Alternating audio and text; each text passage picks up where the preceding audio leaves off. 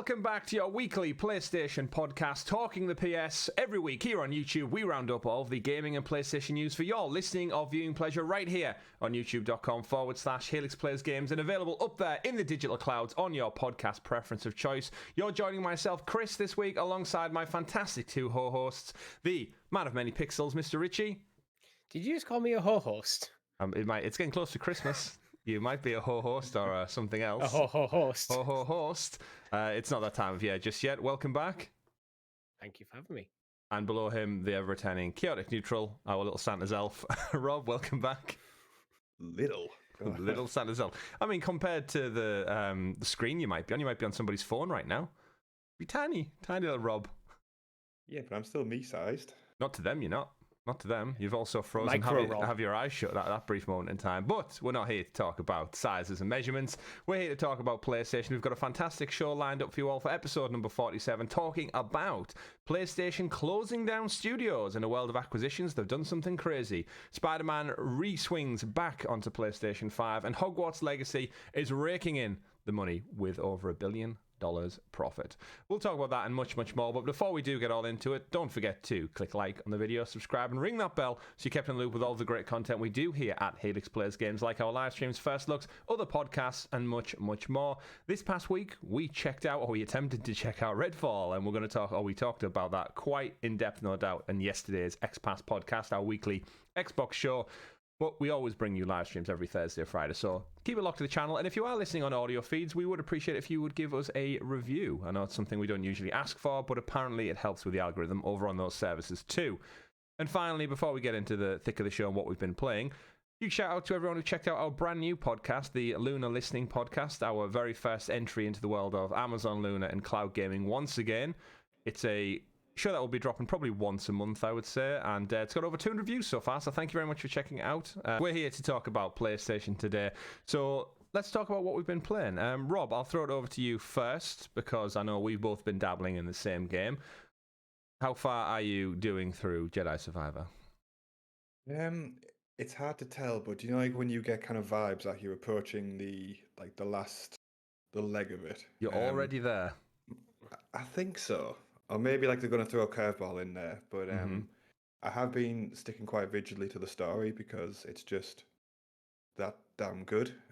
So like what tends to happen is I'll start a sequence, like me and my girlfriend, because she likes to just observe for the story benefits, and then she'll go to bed at like 11, and then suddenly it's 1:30, and I'm still trying to like just eke a little bit more story out, and I'm absolutely loving it. That's taken up all my gaming time this week. That's fantastic. How many hours would you say into it are you so far? That's a hard one. I don't know. Like, it's kind of lost the time, loses its kind of concept when you play like when I've been playing that game. So I feel like I've only been playing for like 12 to 15 hours, but it must be longer. It must be. It must be. I would say I'm probably around about the 6 to 7 hour mark. A lot less, and I feel like I've done quite a few story beats. I do a little bit of exploration, then try and push on like a chapter at a time. So every night, I'm getting about 2 hours per night, and I'm trying to just kind of hit a chapter almost, or like it's some kind of cutscene. So I feel like I've made some kind of progression. But the world on this one is, for those who haven't played it yet, again, spoiler free all this conversation, but the original one had a bit of open world exploration, and I feel like this one has kind of just dialed it up a lot more. You'll be walking around and you'll be laser focused on the next mission, and then there's a little crack in the wall over there, I'll just go follow that, or there's a little glow off in the distance and I'll just go follow that. Very Richie Zelda Breath of the Wild almost esque, where you're kind of pulled in different directions by little intriguing landmarks and pointers. And I think to what you said, Rob, I'm loving the combat so far, the skill tree. I do really appreciate with this sequel that Cal kind of picks off already with a lot of his same skill sets from the last game. It's not like he's had a Jedi mind trick memory wipe and you're right back to square one where he can't force push, he can't force pull, his lightsaber tricks are basic. You kind of start almost fully equipped as a Jedi Knight, ready to go into this game. Yeah, I wouldn't have liked some nonsense. Oh, he's got Jedi amnesia or something, or whatever. Actually, like to that point, like I actually didn't know how to throw my lightsaber until about 2 hours of playtime ago, because it doesn't really tell you. So can he do that? Still, Yeah, it's because I haven't done it L1 yet. triangle. Right, okay, okay. So I've just learned something as well. I did think that was an awkward thing when you want to hit something at a distance, or you want to throw. There's a couple of, like, these little electric beacons, which I think you must be able to hit. And I'm jumping at it, trying to hit up and double jump to hit it, and I can't. And I've just moved on from those puzzles and thinking I must unlock the lightsaber throw at a later time. And if it's just L1 and triangle, I've got a lot of backtracking to do to just go back and get this thing. So, do you just start off with all the abilities you ended the last game with? It's more or less. Yeah, they obviously strip some ones, things back to make, obviously, otherwise you wouldn't have a skill tree at all. It's similar refinements of, like, you restart with, like, Cal's health goes up, his force kind of bank goes up a little bit, but it's not. Yeah, I mean, I'd expect things like his force bar and his health bar kind of having a reset. Yeah, it'd be a but bit in terms of the abilities and skills, like. Yeah, pretty much. It'd be hilarious if he started off and his health bar was right, like, 3/4 of the bottom of the screen from the last game. And that is already a full-on, like, invincible, practically. Yeah. Do you have a favorite stance yet? Similar to when I play shooters, I'm in the OG stance at the moment. So we single lightsaber. As it stands, I've progressed a little bit, but I kind of like to refine one, and then as I kind of maybe get bored with it a little bit, then I'll start to dabble in the other ones. But I'm very much same with shooters. Like, I'll pick an assault rifle and I'll stick with an assault rifle and pistol combo the whole game. No matter what rocket launchers and flamethrowers and everything you'll throw at me, I always stick to, like, the tried and trusted method. And I don't know if it's something about a Jedi, like the dual blade on the last one. Like, the dual blade stuff in the first game was fun, but I always feel like you need to be like an evil Darth Maul character for that kind of thing. Yeah, whereas if I'm just like an honest Jedi like Cal is, even though he's a bit grey, there's something about just the standalone, old school, single lightsaber. What colour's your kyber crystal, Rob? Orange has to be orange. Orange, me too. Shout out to Plo Koon. Shout out to Plo Koon. What's yours, Richie? Well, I don't have the game, but on Jedi Fallen Order, it was purple. Good old Sam Jackson repping that. I wasn't picking purple as in reference. It's just the best colour lightsaber. Sam Jackson is just that wise. He knows. That wise. Chose it himself, apparently. Chose it himself. Yeah, it's a bit weird. He chose it himself so he could stand out in wide shots, didn't he? I think he just wanted to be a dick over it. He's like, look, I'm not signing this contract unless I get to that. But what a bold move. What a bold move. And we've obviously seen Ahsoka recently. She has a dual white lightsabers. And anyone who's watched... Dual wield is the best for me, I think. Has Ahsoka the show came out yet? No, I think this August, I think it's set for. Yeah. And I'm hoping, again, don't know what the story of this video game does, but I'm hoping we get to a point where Cal shows up in the Ahsoka show. Yeah, I'm hoping for that. I'm hoping for that. I think I'll probably need to play this game before August. I think I'll probably play it in the run up to Ahsoka. And I think I might just go head first into Star Wars and it's like a massive binge, catch up on all the shows I've missed. Things like the latest series in The Mandalorian, jump into Jedi Survivor. Yeah, what a treat. What a treat. But yeah, I'm looking forward to playing more. We'd love to know in the comments below if you've checked out Jedi Survivor and how you're finding it so far. Still getting some feedback about glitches and bugs, and I think just maybe touch on that. We spoke about the PC problems. You're playing on PS5, Rob, as am I. Have you had anything noticeable so far in terms of bugs, other than the ones that you hack down with a lightsaber? Like a couple of moments where there's been like a lot of water on the screen. I've noticed like a drop in frame rate. Do you know, like, I can't remember what the planet is called, but there's like this section where there's like lots of like really like lush greenery and like reflecting pools and stuff. I saw frame rate drop then like quite noticeably, but aside from that, nothing. Are you playing on performance or like or quality mode? I remember. I'm quality. That's what the one I opted for. I'd expect to see something more like that happen in quality, where I think performance mode, I would have expected to dynamically adjust for stuff like that when there's a lot of stuff on screen. But yeah, it's not like it is just a performance issue. It's not like a function as intended type of thing. It's something that can probably be patched. Yeah.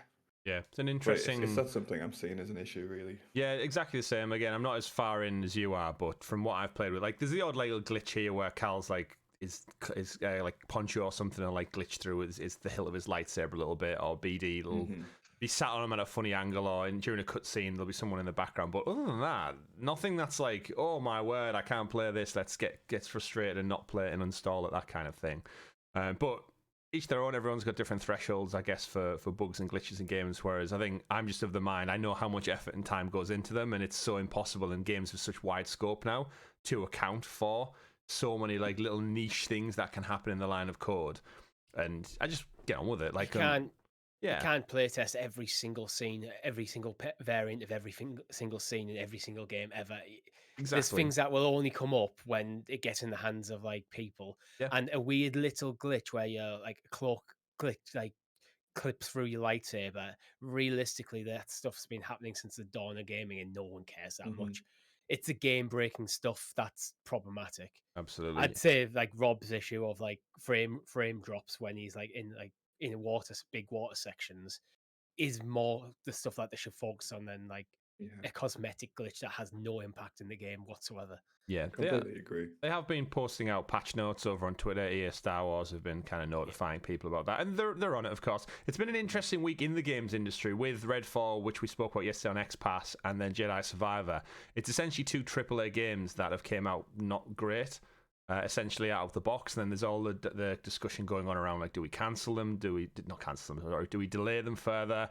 Where do you draw the line in delaying a game as opposed to just actually shipping it? And what's problematic and crunch and time and development and cost? There's so many implications, and you do get the sense that making a AAA video game nowadays is almost impossible to get right. I mean, we're definitely going to touch on it in XPass yesterday. But Phil Spencer actually has an interview with Kind of Funny on the Kind of Funny XCast, and he does actually talk a bit about the nature of like delaying games and stuff. And it basically it's just basic paraphrasing. It comes down to whether is this a fundamental design issue, or is this just something where if the team had another couple of weeks to work on it, can they just fix it? And that's where you have to kind of make the like weigh up your choices.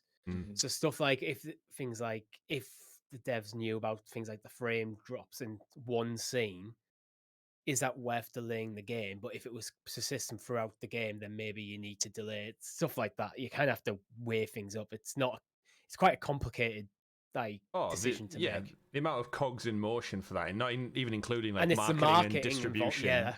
That's it. It's like so much. When you've committed, when you've got that date out there, it makes it harder to delay.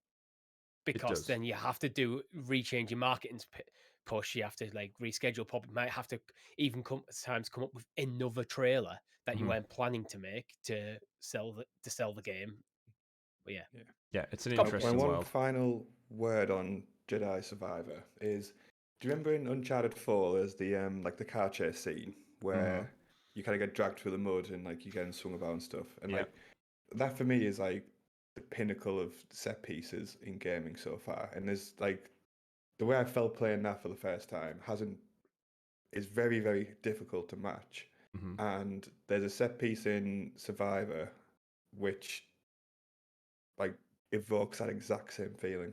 So that's all I'll say, because I don't want to spoil it, but like it's to that standard, which is really, really good. Interesting. Well, I'm excited to get to that part. Hopefully over the bank holiday weekend I'll have had a much longer time to actually get stuck into it for a big chunk of time, but we'll see.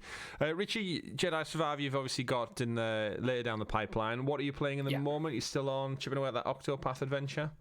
I am. I've slowed down a bit just probably because the sheer amount of time I've already chucked into the game. I do want to see it out, but I think when you just need like a little bit of a breather from it before you jump back in. So I didn't play the last 2 nights. So oddly enough, I was actually playing Breath of the Wild last night. Oh, you're prepping yourself for next week? Well, yeah, there's been a lot of talk on Discord about it. Links in the description below. And when it comes to Breath of the Wild, I described it in the Discord is like I like that game a lot. I think I put over 100 hours into it or before like I started again. So it's a game I very much like, but I never loved it. There was just something, where people are always singing the praises like it's the best thing that's ever happened in gaming. Yep. I never quite understood that. Okay. I thought it was a very, very, very good game. Probably a high 8 or low 9 out of 10. But I just never loved it. And I always think it's like some of the people now Discord are weird. They're insane. They didn't realize you can upgrade your inventory. Watch what you're doing there. No, sorry. In a game that is heavily criticized, in my opinion, rightly so, for weapons breaking left, right, and center, which I always felt made everything feel distinctly disposable. Which is, I think, these are the things that I'd never liked about the game. some people on Discord, not just one, there's a couple of people on Discord said they didn't even know you could upgrade the size of your inventory. I mean, I didn't know I could even throw my lightsaber until 10 minutes ago. So. Yeah, but the inventory in Breath of the Wild is brutally small when you first start. So to complete the game without upgrading your inventory is like, how? Hey, that how might be on the game. Not go insane? That might be on the game. It's missable. That's the thing. I think if people can miss it, then it means it's missable. That is part of game design. Maybe that needs to force you into that quest to discover that mechanic earlier and without making it in a way it's not missable. But yeah. But I always get fixated on the negatives because I have this thing where I didn't love it when everyone else seems to be like always singing its praises. Pushing over it, yeah. But I wanted to remind myself of why I liked the game so much. So that's why and I just had the edge to play something a bit different. Something I didn't feel like I need to I don't need to complete Breath of the Wild in this playthrough. I can play for an evening and then call it quits if I need to. Yeah. Well, so I just needed one of them and just a bit of a refresher. But I enjoyed playing it last night. It was fun. It's good. It's a good game. It's a great game. Despite the fact that weapon durability destroyed shield, made shield surfing completely not viable, and shield surfing should have been fun as hell. Yeah, shout out to Legolas. So, moving on from what we've been playing this week, we'll obviously keep talking about that, keep you updated. We do have a busy show lined up, so much like the weirdos in our Discord story, shout out to all the freaks who support us as a Helix Hero. Every week, over 50 of you support the channel by clicking join below. You can do so, you can become a member, and you get this very show early, up to a few days. Also, our Lunar Listening podcast also goes up early for our Helix Heroes, and of course, stickers, badges next to your name in our live chats, and much, much more. Gentlemen, Rob, if you could do us the honours of introducing us to the properly prepared PlayStation perusing points, aka the news. The news. And as I said, the news is brought to you by our Helix Heroes. Story number 1 of the week. Concrete Genie developer Pixel Opus is being shut down by PlayStation. The team tweeted out, as of yesterday, actually, this past Friday, dear friends, our Pixel Opus adventure has come to an end. As we look to new futures, we wanted to say a heartfelt thank you to the millions of passionate players who've supported us and our mission to make beautiful, imaginative games with heart. We are so grateful. Sony has said PlayStation Studios regularly evaluates its portfolio and the status of studio projects to ensure they meet the organization's short and long-term strategic objectives. As part of a recent review, it has been decided that Pixel Opus will close on June the 2nd. Gentlemen, in a world of acquisitions and Microsoft attempting to buy other studios and IP for billions of dollars, Pixel Opus, Concrete Genie, very well received game critically. Commercially, not so much. Didn't sell as many. Where do we feel with this closure? For me, it seems like an odd move to shutter a studio when you need content. It seems to be the key driver at this moment in time. Yeah, I'd agree. Where on the Xbox side, we have a problem where none of them, Microsoft, are kind of missing on these big tentpole titles. But when you step beneath that level, there's some really cool like passion projects coming out. Things like Grounded, for example, Grounded, Hi-Fi Rush. These games are generally getting well received, but they're missing these big tentpoles. I think Sony's in the opposite way around, where the tentpoles are landing, but then there's too much space between them where smaller titles like Concrete Genie can come in, something that is going to be more of a £40 game rather than a £70 game that can like fill up the library to just tide you over to the next thing. Not everything has to be this massive quadruple A title. And I think, again, Concrete Genie seems to be like the perfect, like kind of quirky passion project that kind of fills in the gaps in the library. So I think it's a weird one. Pixel Opus, I thought were just generally in a good place. Yeah, I mean, we discussed it on the episode 2 weeks ago, Richie, when we broke down what Sony Studios are up to, and there's been rumour for quite some time that Pixel Opus have actively been hiring for new staff to work on a PS5 game, and apparently the rumour was they were working in collaboration with Sony Pictures Animation, so based on Concrete Genie's art style, it seemed fitting that they would then move over to like an animated project. And the rumour, we actually discussed it on the show, was a tie-in with the Into the Spider-Verse movies, like an actual smaller scale Spider-Man stories set in a different art style to Insomniac Spider-Man, bit more quirky, maybe jump through some portals and stuff. And evidently, no, they released Entwined back on the PS4, they released Concrete Genie back on the PS4, and that's it, they're done. Rob, how about you? Business-wise, does this seem like a good move? They haven't really disclosed whether their staff will be retained in other studios, or this is just it and they're all laid off. It's a bit of a difficult one, isn't it? Because I can, like, for anybody who's like remotely like close to the tech industry, like every single company is kind of slicing away at their kind of workforce at the moment. Like the platform I work with, like like their Shopify, that they've just announced again record revenues, same as Sony, and they've just like hacked away 20% of the workforce. So it's really difficult to know, really, and it's a shame.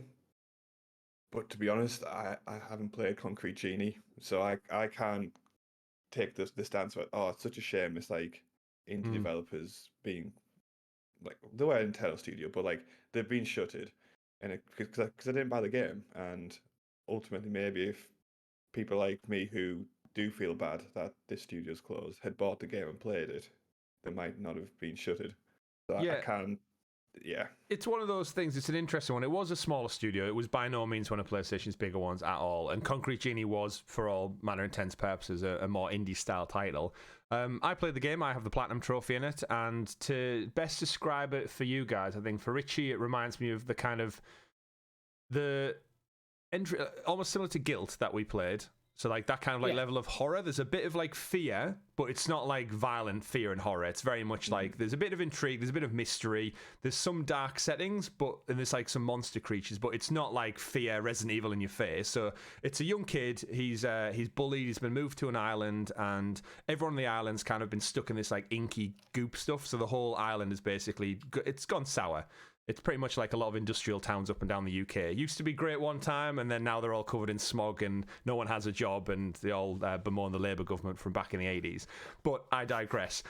This guy is a young kid. He's got an art book, and something magical happens where his art book comes to life, and all his characters jump off the page, and they become these kind of monsters around the world, but they're done in such like a beautiful neon graffiti, and you can go around and you have a giant paintbrush, which you can surf on, by the way, Richie. Shout out to the shield surfing. You can skate around this entire island pretty much like you're gliding on Tony Hawk's game, and use your paintbrush to draw on walls which solve puzzles for you to either climb up on. You draw a character on the wall, and the character will come to life on the wall, and he will be able to move items around the world for you to like traverse up to, or knock an object off a wall or something. And basically it tells a short story about freeing the island of this kind of horror ink stuff that's covered it, and it lasted about 10 or so 12 hours, I would say. Nice bit of whimsy, a couple of bad guys, and at its heart it tells a story about bullying's wrong. The kid on the island's been bullied by some dickheads, and he basically overcomes them, and it's a nice shot, as you would expect from an indie game. Absolutely beautiful. Looks really good in VR as well. This has a VR alternative. However, Sony screwed it over because, ironically, VR, Concrete Genie came out on the Tuesday, and later on that very same day, if memory serves me right, they announced PlayStation VR. And basically all the marketing got funneled towards VR, and everybody forgot about this game. Yeah. Original VR or VR2? Original, I believe. Yeah. Or something. I don't know, it might not be VR. It was something, because I remember listening to multiple podcasts at the time, and they all lamented the fact that you've just put out your own first-party game, and you've basically shit all over it by covering it with a bigger news story. PS5 announcement? Might have been a PS5 announcement, actually, you know. I'll check. Yeah, I think this is one of them games where I look at it and go, I'm not surprised it doesn't sell huge numbers, because it is a bit of a niche title. It is very much a passion project. Not everyone's going to be into it. But this is where I think these sort of games do really well on services like PlayStation Plus. So if this was like, I think this could have been like a Hi-Fi Rush situation, where Hi-Fi Rush came out of nowhere on the Game Pass, everyone played it, and generally was receiving incredibly well, to the point where it's probably going to be in amongst the Game of the Year conversations at the end of the year. Concrete Genie could have been that kind of title if Sony had just put it day one on PlayStation Plus. And this is where I think genuinely in the bigger conversation where Sony goes wrong with PlayStation Plus, they have the potential to make these titles. But I think because they're so still fixated in like day one, making you go to the shop and drop like $60-$70 on a boxed copy or down a digital download, and that's how their revenue business model's built. That's where I think they get in their own way with these smaller titles.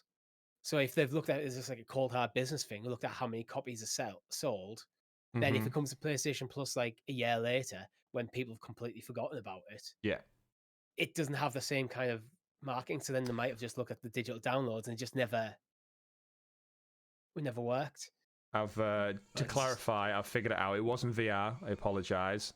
It was the PlayStation 5. It's when the Wired article came out that basically broke down everything there was to know about the PS5. So here's a brand new game to your PS4, exclusive, but all the attention the entire industry got sucked towards. Here's a DualSense controller. This is what the console does. These are specifications, and everyone just ran with the brand new next-gen console, and this game just got totally sucked up. All the energy went from it. So this is in like an hour-long podcast. If we had talked to PF at the time, you're probably going to get about 30-40 minutes on the new console, and then at the end, and Concrete Genie's coming out.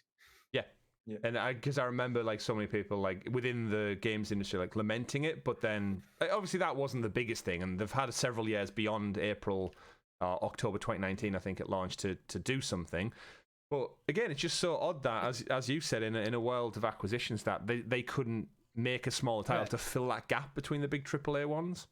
I mean, we don't really know what the plan is here. It might just be a case of this is just part of a corporate restructure, and they're just going to get rid of Pixel Opus, take that team and the IP that Pixel Opus own, and fold it into another studio, including the project that Pixel Opus were going to be working on. Quite maybe potentially. that new title went, okay, this is in scope is bigger than what Pixel Opus has ever previously done. What happens if we fold this into, say, Sucker Punch or Naughty Dog or Insomniac, fold them studio in with that IP, and have it as another studio in that amongst it? So rather than have lots of little studios that make a few bigger ones and have them working closer together, it could just literally just be a corporate restructure thing. That would be a nice move. It would be nice to see that the sequel to Concrete Genie is now put out maybe by Insomniac, and it's a smaller team just working within Insomniac, and they dabble in Ratchet and Clank and it. So that would be the best thing. I know last year they closed Studio Japan and kind of folded all their stuff into Team Asobi, who work on the Astrobot titles. So they have done similar things. So it might not be as harsh as it seems. Again, as Rob mentioned, the tech industry in general is kind of like consolidating itself at the moment. This could be part of it, because the more businesses you have, the more overheads you have.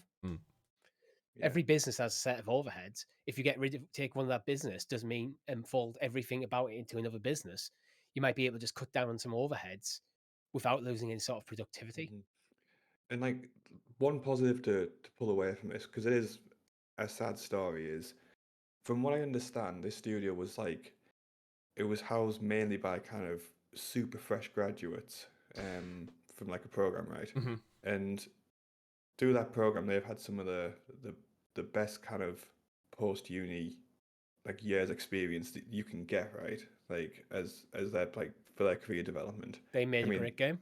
Yeah, they've made a great game straight out of like their college programs, and even if they don't get kind of pulled into another Sony studio, like they've got good careers ahead of them and good prospects because of that experience. Absolutely. I think there's something we said for Concrete Genie being memorable. Even if you haven't played it, you remember of it. Yeah. And how many games come out where you just kind of just distinctly forgettable? It took me ages to remember what Forspoken was. Like it just never seemed to stick in my mind. It came out this year. Yeah, it took me ages just like to kind of cement that in my mind. Concrete Genie just immediately had that mind share. So that's something they can point to. All the people who worked and go, I work on Concrete Genie, and everyone in that interview will know, oh, I know of that game. Yeah. Cool name as well. Different. It's not as like generic as you would expect. But moving on, shout out to Concrete Genie and Pixel Opus. Hopefully it doesn't show signs of other things, because I think we also chatted on that show 2 weeks ago, Richie, about like other smaller studios. I think Medium Molecule was one that we really don't know what they're up to with the closure of Dreams. Like, are we going to get a year of whatever their next game is and then find out that Medium Molecule have been shuttered as well? Because they're kind of in a similar boat where Dreams did not sell that well at all. It was not. But it was critically well received. And they're a similar size studio with seemingly nothing on the horizon. So time will tell with that one. In the meantime, though, we obviously have Spider-Man 2 coming up later on this year. This fall, autumn, it's still touted for. Hopefully we're going to see something at this rumoured PlayStation showcase next month in June. So not too long, gents, until hopefully we find out about the new releases. In the meantime, though, Marvel's Spider-Man Remastered gets a standalone PS5 release early this month. It's actually early this month. It's available now, I should say, on the store. At the news article's been updated. This is the version of the PS4 version of the original Spider-Man, but with all the new face and the new textures and all the PS5 enhancements. Have we all played Spider-Man? Yes. Yeah. Have we all played it with the new face? No. Mm-hmm. So for those who don't know, Peter Parker had a different face, and then after a year on the market, Insomniac went back in and changed the whole guy's face. So if you finish Spider-Man, you might not remember finishing the version that's going to rock up in Spider-Man 2, or the one that was in Miles Morales. Bit of an odd thing for a game company to do. They changed it to match more with what the voice actor looked like, didn't they, though? Yeah, it's Yuri Lowenthal, I believe, does the voice for him. I always took it as a weird decision, but I always took it as a case of this will probably make production going forward a lot easier in terms of like motion, in terms of the motion capture stuff. And if they're committed to keeping them on, then anyway, in the end of the day, it's a face. It doesn't matter that much. Yeah, there was two things for me which I always thought his hair looked quite bad on the original Peter Parker, and he looked like a 30-year-old bloke, as opposed to he's supposed to be like a teenager just going in through like university studies with Doc Ock. And yeah, no surprise. However, the game, it gets its remaster release standalone, because if anyone remembers, it came like pre-packaged in with Miles Morales originally, so you couldn't buy the two individually. Now it's available as a standalone on PS5, and this kind of lends credence to a few weeks ago we reported that it had been removed from the PlayStation Plus collection, and we anticipated it was to crank the price up in line for the Spider-Man 2's launch.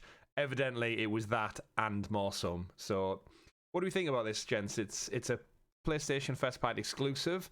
They've took it off the free catalog shelf, being a PS Plus member ourselves, and then now they're charging $50 for it to play the game standalone. Seems a bit cheap, doesn't it? Yeah, I was going to say it's a bit of a dick move, really. It's like, hey, you can play this game for free. Now you can't. Now buy it. Yeah, and also, if you had the original PS4 version, you can upgrade for $10 to the PS5 version. However, if you'd played the PlayStation Plus catalog version, you have to buy it for full price. Do you not think the PlayStation catalog at the moment is a bit messy? It's been messy since they revised it. Yeah, not just the PlayStation Plus element of it, just the PlayStation, because they're having like two distinct versions of a lot of games, because we're in that kind of crossover period, and the remastering PS4 games to PS5. I mean, there's basically three different versions of The Last of Us in existence: the PS3, the PS4, and the PS5 version. It's all just a bit. I mean, it's not as bad. I don't think it's bad as Xbox's ecosystem, but yeah, you can get if you have the game on PS Plus, but you want to upgrade, then you're going to have to buy the full game anyway, so you can get the upgrade. And the storefront doesn't work. I've done it a few times now when I've went to get the upgrade. I did it with Jedi Fallen Order. I did it with Spider-Man, and you go into the storefront, and it's almost like the store doesn't understand you own the game already, even though I've got the disc in my hard drive, and then it tries to download the PS4 version, but I'm trying to pay the £10 to upgrade to the PS5 version. And it was a right faff on. It's a mess. It is a mess, absolutely. And it's not clear at all. Like, sometimes you get the PS Plus games drop, and like it'll be a game that it could be literally installed on my PlayStation, and goes, "Oh, do you want to claim this game?" It's like, I already own it. Do you not have this ability to detect that? Like, now they stopped sending out receipts to everyone in an email. They don't know who owns what, Richie, so it's all backfired on them.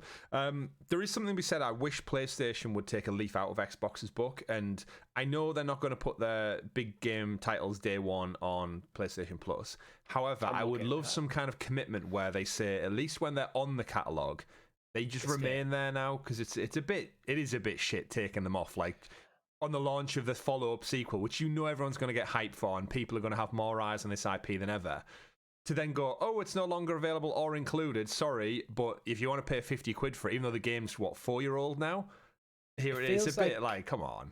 It feels like this is a clear move that they've put in place. So as a hype cycle for Spider-Man 2 comes up, people want to play this game, will go back and buy it rather than having access to it on PlayStation Plus. And it feels like they're devaluing PlayStation Plus by doing it.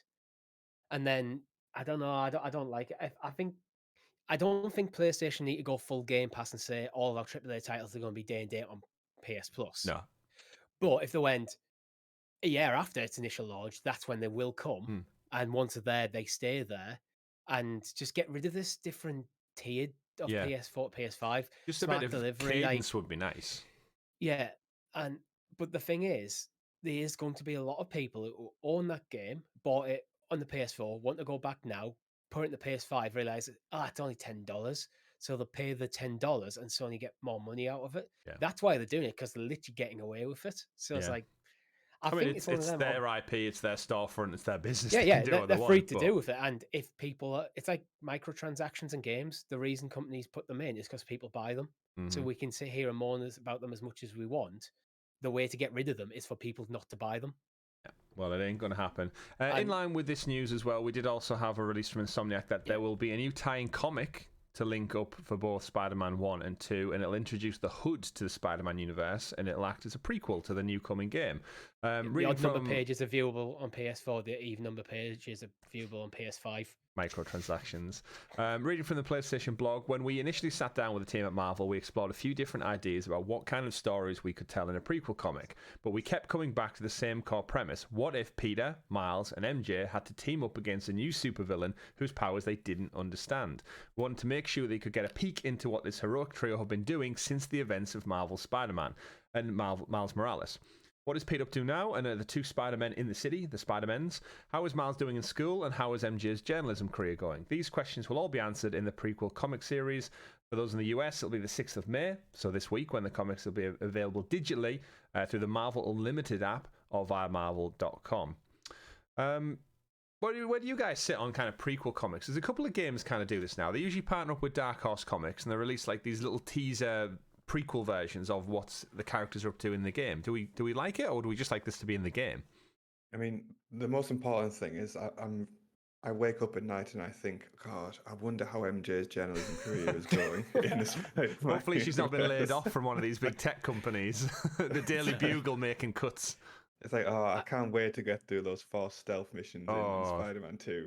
It's safe to say they won't be in Spider-Man 2. I think that was one of the biggest feedback in Insomniac, because it was stripped out quite a lot of Miles Morales. Like, I thought Miles Morales was a much more refined game than the original. Do either of you two dabble in these comments? Bring me pictures of Spider-Man, MJ. Conceptually, I'm okay with it, but I kind of like my games to be like self-contained. So when you have to start downloading other apps and stuff to find media to understand the game you're playing, that's where it's like, I don't mind it being there, but for me, I would just patch this into the game, so when you're in the game, you can just go to a menu and have it read through it on your PlayStation. Yeah. I think it might be part of the game. That would be a smart thing to have as just like one of the extras you unlock for collecting backpacks around the city this time. I'm right, it's free to read, isn't it? So you could just literally just put it everywhere. Tweet it out. Just there you go. So you don't. The thing is, as someone who doesn't read a lot of comics, I don't want to install the Marvel Unlimited app. That's going to then try to force me into more subscriptions and God knows what to read a backstory to a game that doesn't come out. I don't mind it being there. No, I don't play mobile games at all. Like, they just do not. Don't say that. We'll never get a sponsor on the channel now. Undermining us all the time. Do you reckon? Does Raid Shadow Legends really think everyone who advertises actually plays the game? If we all say Raid Shadow Legends now, no one plays Raid Shadow Legends. There isn't a single person. It's just a marketing campaign. It is, yeah, for terrible actors to get a job. And MJ reports very marketable. However, I will accept money to play it. In terms of the comics and stuff, then, do either of you know who the Hood is? Like, I'm quite versed on Spider-Man villains, but I couldn't pin. I'm not that deep. He's new, isn't that the point? I thought he was just new, as in like just like the general audience don't really know who he is. Like, I know who Red Hood is. Gotham Knights, shout out. But the actual the Hood, I know, like the is it the Prowler? Is it, which was from Spider-Verse, and then we know obviously Doc Ock and Green Goblin and all those other folks. The Hood. His first appearance is in The Hood #1, which came out in July 2002. So as comic book characters go, he's relatively new.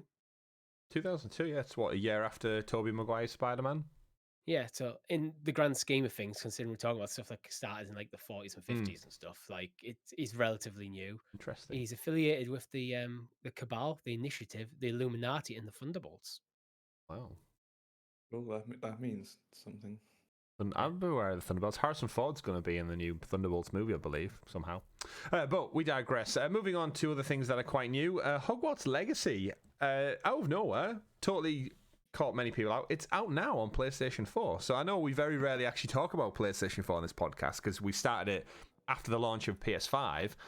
And it's just when I put this news article in the doc, it kind of caught me off guard that we've never really covered any discussion around PlayStation 4 at all, even though it's an entire phenomenal generation of games and stories. We've never really had a reason to talk about it because everything's been forward next gen progression. PS4 version, Hogwarts Legacy, it runs and looks better than you think. A lot of articles out now are covering it, saying, it runs perfectly fine, especially on the PS4 Pro. It's got 1080 resolution, 30 frames per second, even possible to achieve 60 when you're indoors, so if you're in and around the castle. And of course, we spoke quite a lot on Hogwarts Legacy. On the flip side of that, it's almost made a lot of money. It's made over $1 billion, and it's also, I think, coming out on the Nintendo Switch even later in the year, which... it's going to make a killing on the Switch, right? It's one of those games that indie games do well on the Switch just because of the portability factor. So somehow, if they can get Hogwarts Legacy run on that 7-year-old piece of tech, I think Hogwarts Legacy is a title that I think appeals to like casual gamers quite well, and so does the Switch. So there's a lot of people who bought the Switch during COVID for Animal Crossing and things like that. Have got it collecting dust. Might be interested in Hogwarts Legacy, so it's not on the platform. I'm not bothered. And now, it's coming on the Switch. Like suddenly, I can see them making another chunk of change in the Switch. Yeah, the Venn diagram of casual to Switch owners must be huge. Hogwarts Legacy in particular has now sold over 15 million copies, which is insane for brand new. Obviously off the back of another IP, but in terms of like a brand new story not focused on Harry Potter. I think, and considering there was a campaign against it because of the whole J.K. Rowling stuff to kind of like boycott it, that boycott didn't really work out. 15 million copies, $1 billion, and I think Warner Brothers Discovery announced earlier this week that it's actually superseded their sales expectations by like 300% over. So, like their revenue and profits for this game, we will see a sequel to this game inevitably. It'd be stupid not to. I am shocked that they confirmed that there's no DLC planned in the works. Like, I am shocked that this game isn't going to get like a Christmas update or something later this year. Just a Quidditch update. Or just add that Quidditch game into it in some capacity. I still don't think Quidditch would work with the broom mechanics that are already in the game. I think you'd have to redesign that entire mechanic to get Quidditch to work. I don't know. But aside from that, I guess I wanted to touch back in with you guys and just curious where you guys settled on Hogwarts Legacy. We all played it to massive degrees. Richie, you got the Platinum Trophy, correct? Mm-hmm. Yeah. So did I. Rob, where did you end up wrapping up, or did the girlfriend not let you get back to it? I actually didn't end up finishing the game. But this is like... Did you like burn out on it? Like at one point... I guess like one point I was like really into it and like I really appreciated the world, but as I started to kind of scratch away at more things, like the story, like because I'm not like a massive Harry Potter fan anyway, the lore wasn't holding me, and I was more focused on the gameplay. And when you do that, you do realize it gets a bit shallow in lots of ways. Oh yeah, it's a game where shallow. It's a game where the lore and the gameplay go hand in hand, and that's what makes it special. But if you're not into one element of it, the other element's going to be weakened by that. Like after a while, you see the combat is just, okay, you've got a yellow barrier, I use a yellow spell. And now you've got a blue barrier, I use a blue spell. And I was like... I'm good at colours. Yeah.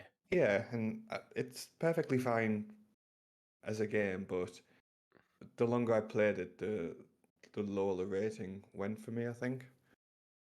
That's fair. I can totally appreciate that as well. How many hours do you think you put into it anyway before you bounced? I don't know, maybe like 15-ish, 20 maybe. That's a decent chunk. But we're definitely going to see more. The part of the wider launch on other consoles, Xbox One as well, it came with a couple of patches. One of them has a new arachnophobia mode, so if you are scared of those spiders in the Forbidden Forest, they turn into like these little fluffy things now, so you don't have to be too worried about them. And in amongst bug fixes and stuff as well. Hopefully simplified some of the annoying, ridiculous amount of mail-in trials, but we digress. See, I'm curious. Do you think Hogwarts Legacy will end up being in the Game of the Year conversation, or do you think, because it was the games industry, the games press industry, were kind of leading the boycott?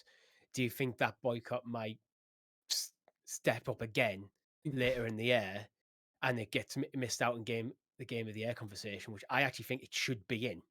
I don't think you agree. can be this successful and produce a good game that if you take away J.K. Rowling and the controversy there's no way this game isn't in the conversation. I don't think it wins, but I also don't think it get into the conversation. Yeah, I think it's just going to be overlooked. It's one of those weird things where the whole games industry, the journalism side of things, it's kind of centered around like San Francisco, LA, like the west coast of the US. And if they have like an agenda that they run with, like we don't like this or we don't like that or that's not great, they're quite happy to just like write the whole thing off. You can't have like an alternate opinion sometimes on things. And yeah, the J.K. Rowling stuff, even though she wasn't involved in the game, it was like a whole different studio. It's Hogwarts Legacy. As I said, it doesn't derive from her books or anything. It's just the world and the castle, which obviously lends some... She is financially benefiting from this. I mean, of course, but she's a multi-millionaire, if not billionaire at this point. Yeah. And it's the world's too complicated as is to worry about a couple of comments someone's made about something as to not enjoying or playing a game that you've had. Like, again, a lot of people grew up with these stories, so regardless of what the author's done, like... It's such a weird thing. I like the approach we took it. So every time we've like kind of talked about it in one of our shows, we've acknowledged the controversy around her statements, and then went right now. We're going to go focus on what the game is. Yeah, but yes, I do think it should be make your own decision. And it's kind of like I've always thought of like as our audience, take your own decision if you're comfortable playing it or not. Yeah, and we're just going to talk about what the game is. And you don't have to. And you know, I'm with you, Rich. I enjoyed the game. It's definitely up there in my game of the year discussion. I do feel like because I'm a bigger Star Wars fan and I like wielding a lightsaber more than a wand, I do feel like Jedi Survivor is going to push it out the way. But prior to that, it was in running for my game of the year so far. Obviously, we've got a long year ahead. Spider-Man 2 might come and knock the two of them off the pedestal, but... it's hard to say what would be my game of the year so far at the moment between Hogwarts Legacy and Octopath. And the Zelda's on the horizon. Very different games as well. That's what makes it harder. There's a lot to talk about, but we obviously will get there in several months' time with our ho-ho hosts and our Santa's elves when that time does come around. Moving on, though, for the next story of the week, Naughty Dog's seminal survival horror game, The Last of Us, has just been inducted into the Video Game Hall of Fame. So this was started off back in 2015 to recognise just individual electronic games and all types that have enjoyed popularity over a sustained period of time or have exerted influence on the video game industry or popular culture. They're essentially trying to chronicle and award things that get it. In previous years, we've had Age of Empires has been indicted, Angry Birds, which, as much as I laugh there, it was a moment in time, Angry Birds. Every phone in the world had Angry Birds on it. Of course, recently acquired by Sega, Rovio, for $1 billion, was it, I think? So it's still Sega buying the way into success. Okay. Yeah, I mean, Fire Sonic. Like, I make Angry Birds, but let me roll Sonic up into a ball and launch him at things. Done. Sonic 2 needs to be in this museum somewhere. Oh, it should be. Call of Duty Modern Warfare 4, amongst others.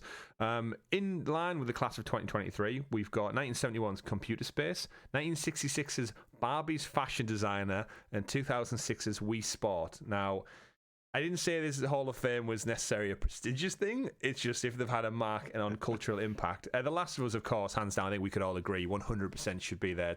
It's one of the best video games of all time. In terms of pop culture, thanks to the TV show now, it's had ramifications beyond just video games, which is huge. I think Wii Sports as well deserves this place alongside Last of Us in this. I would completely agree. Barbie's Fashion Designer, never heard of it. It must have been insanely popular when it came out. Like 1996 PC game. I could see it actually. Like, Age of Empires, I can see, and Angry Birds, I can completely see. Age of Empires, absolutely. Yeah, there's some game franchises that it's just a no-brainer, like Call of Duty, even Angry Birds, Age of Empires, Sonic, Mario. Yeah, they're kind of just a given that if you're going to have a video game Hall of Fame, it's about the Hall of Fame. Like, I hope like you'd imagine like Pong, Tetris, and Pac-Man are in there as well, like some of the big staples of video game history. Back to The Last of Us, though. It's also been a massive hit, as I said, for TV. We had an earnings report this week from HBO in line with the Warner Brothers Hogwarts Legacy news. The show we know did well. It was critically acclaimed, wrapped up. The Clicker Cast still available now on youtube.com/Helix Cloud Games if you want to go check that out. 32 million viewers per episode the show averaged overall, which is an absolute record smash hit for HBO Max at the time. And basically, yeah, propelled the service to new heights. Everyone's waiting for a second season, but it made a big profit and a big impact for HBO. So, shout out to The Last of Us. A couple of final news stories here to end the show.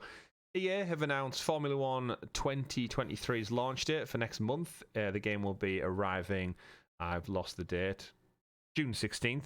Not really big one for neither us two. It's 3 in fact. I don't think we're big racing fans. It's got the story mode similar to kind of FIFA used to have. The one thing it knows its audience. Yeah, absolutely. And any Formula 1 fans out there, great to have it. The one thing that did make me laugh is because of the nature of the year. This is Formula 1 23, which now means the title of the game reads F123. And it's such an awkward naming convention. It's just this year. I like it. F123. Yeah. F123 after F122 last year. I feel like it should just call itself Formula 1 rather than just F. I know they shortened it for F1 for reasons, but visually, doesn't appeal to me. But new story mode coming back. We'll get some details on that. And while we're staying in the world of racing, we mentioned it a couple of times on the show previously. Gran Turismo has had its debut movie trailer dropping. Of course, this is the movie that features David Harbour from Stranger Things, Orlando Bloom of Legolas fame. Shout out to Legolas again. He's getting some good love on the show. Directed by District 9's Neil Blomkamp. The movie's shaping up to be quite popular. It was released at one of the... Can't remember which one it was. It was one of those film festivals that showed early previews of it, and the movie critics actually came out and said it's looking really, really good. And remember, this isn't video game critics, so this isn't people who have a stigmatism of what the game's about or the gaming industry. This is movie critics, and they've actively came out and said this movie's looking good. And you know what? After watching the trailer, I can see it. Like, this movie looks like it could be a fun time. It's got a bit of celebrity jazz to it. It's based on a true story, and I think Richie, we chatted about a good few weeks ago that it just has everything that makes up a movie. It's got the adrenaline, it's got the cars, it could have a story in and amongst it. And well, isn't the story meant to be some kid goes from just being an esports racing game player and ending up actually driving for real? Yeah, true story. He did just that. He was playing Gran Turismo 5, I want to say it was. Young lad, and then he won a competition on behalf of Gran Turismo to take part in a real racing competition, and he was equally as good on the real track as he was in the virtual world.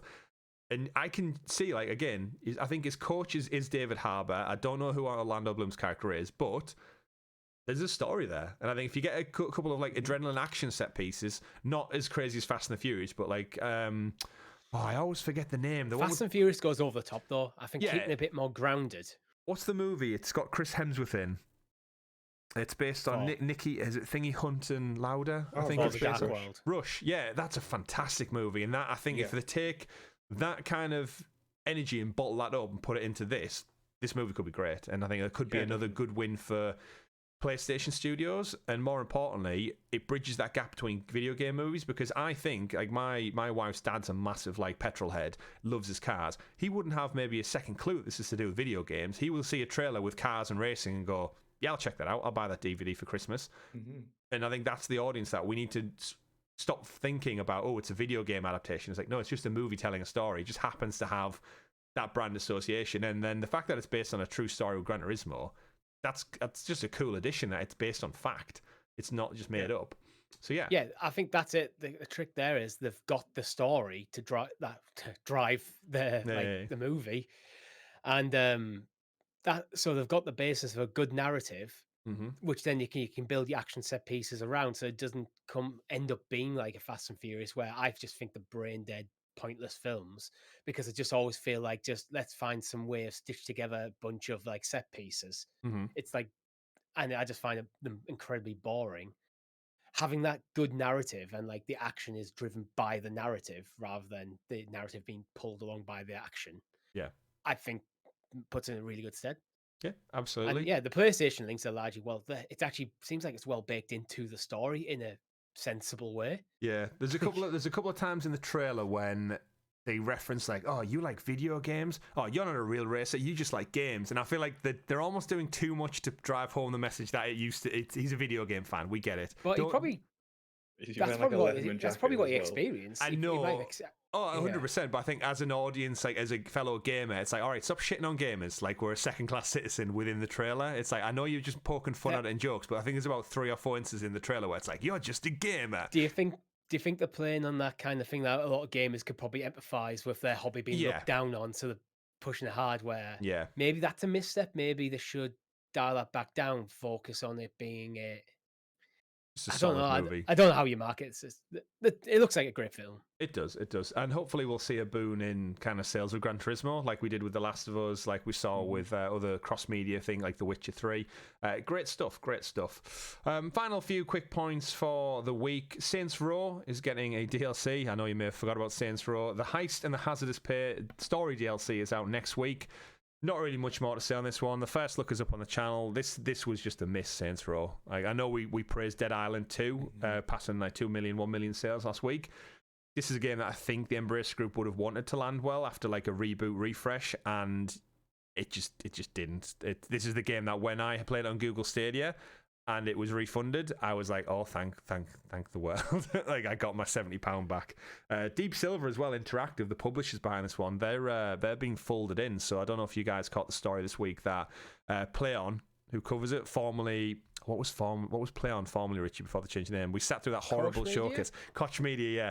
So PlayOn, the new rebrand of it, Deep Silver Publishing, and a couple of other ones, Prime Matter, they're all being folded into PlayOn. So they won't exist after this coming months, I think. But yeah, another game, DLC, comes out Tuesday the 9th of May, so later on this week. But yeah, I ain't playing Saints Row anymore. Either of you two got any love whatsoever for this title? No, it's completely... dried up any goodwill I had for it at all. I think it's a franchise that needed a reboot, but when they've rebooted it, I think it's just showed that it's done. Like as a franchise, I don't think there is a place for it. Absolutely. I don't think you could go back to what Saints Row used to be anymore. But by taking away the things that made it interesting, you've now just made it bland. Yeah, it's lost its like what made it fun in the first place is gone. Yeah, sometimes games no longer work as a concept, and I think this is just a case where Saints Row can be one of them beloved things that had its time and place that we've moved on from. Indeed. But moving on, final story of the week. Atomic Heart is also getting some DLC. So Atomic Heart, the kind of Soviet Bioshock-inspired game that came out earlier this year. There's a first look up on the channel. It's part of Game Pass still as it stands. It's getting some DLC later on this summer. Speaking of Bioshock, it looks to be very inspired. There's a short teaser trailer that went out showing an undiscovered location in Facility 3826. Trailer's only about 20 seconds long, but it begins underwater and looks very, very Bioshock. So if they can get anywhere near Minerva's Den from Bioshock, which is one of the best DLCs, I think, of all time, they're on to a winner.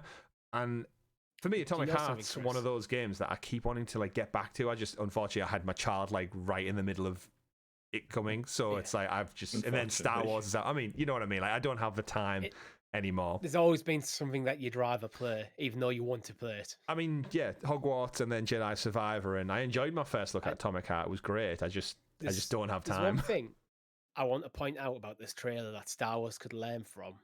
So in this trailer, there's a shot where you can see a load of suspended walkways. They have railings. So no one's fallen over? You could still think of how many deaths there would have been on the Death Star of people just slipping off that narrow suspended walkway with no railings, like death trap. Horrible stuff. I mean, that's literally what it's designed to be, but you don't want it to be a death trap for the people inside it. You certainly don't. And speaking of slipping off things, we're about to slip off into recording another show right here on Helix Plays Games. This has been Talking the PS, episode number 47, rounding up all your PlayStation news every single week here on YouTube and up there on digital podcast services in the clouds. My name's been Chris. I've been Richie. And I've been Rob.